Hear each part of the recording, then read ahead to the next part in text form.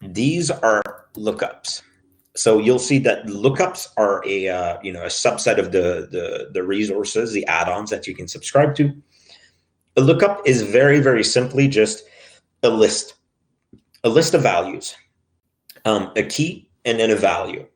When you want to query something from LimaCharlie, let's say hashes or domain names or IPs, you take the IP that you see in an event and you say, is that IP in this list of bad IPs? There's metadata associated with that entry. So if it is in that list, then you're going to have details about what does that mean, where is that IP coming from, and the match that will be produced. So the detection, the alert that will be produced will contain that metadata. So in LimaCharlie, we mirror a whole bunch of different threat feeds. So some of them are, so they're all public free threat feeds, like Talos IP Blacklist, Alien Vault, Public IP Reputation. Abuse.ch also has a bunch of different feeds that are kind of specialized for various things. So those will be mirrored. But there's also community feeds. So for example, we have the global hash and the crimeware IPs feeds that have been added recently from SockSotter, which is an MSSP using LimaCharlie. And they and anybody else is able to kind of create those feeds and make them public on LimaCharlie.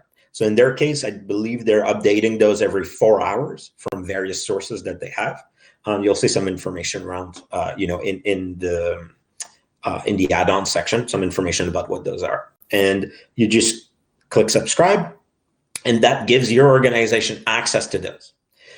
Now, both for APIs and lookups, I've kind of mentioned, that's half of the equation. Getting access to it is half the equation. The other half is actually doing the lookups for those. So doing the actual lookup, you have to create the DNR rule. Don't be scared. That's very easy. And specifically, we're going to give you 4 examples here, because they're usually very generic, at least to begin with, until you want to really customize it.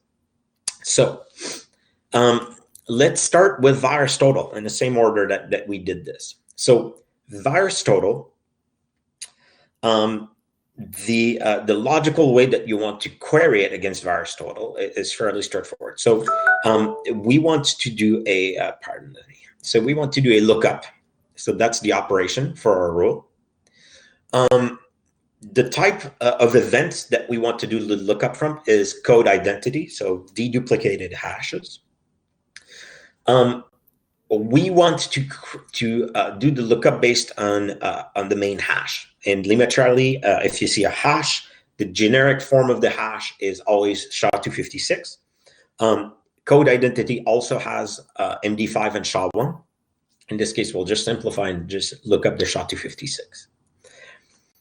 The resource, so what we want to look up against is, so LCR, LimaCharlie resource, // so like a URL, API, VT. So we want to query the VirusTotal API. So, the first part at the top here is saying, take the code identities, take the hash, query them on VT. The second part here at the bottom is where we say, okay, not only do I want to query VT, but I want to, decide the threshold. So VirusTotal returns to you the number or the list of antivirus engines that it supports that have detected this hash as being malicious in some form. So in this case, we're defining a metadata rule, which just says, hey, whatever comes back from the VT API, I want to apply this subrule to this. And it's super straightforward. In this case, we're saying, I want to say if the length of, so it's a list, again, it's the list of antiviruses that say this is bad. So if the length of that list is greater than 3, consider that a match. So taken as a whole, this rule here will very simply look up all the hashes coming from code identities. And if there's more than 3 AV engines saying this is bad, generator detection. Simple as that. You can customize this. Obviously, you could have like a top level rule that looks for a sensor tag. So maybe you want to only do those VT lookups for, agents that are tagged VIP, for example. It's my go-to example. Or change the threshold. You could also end this, with various other clauses.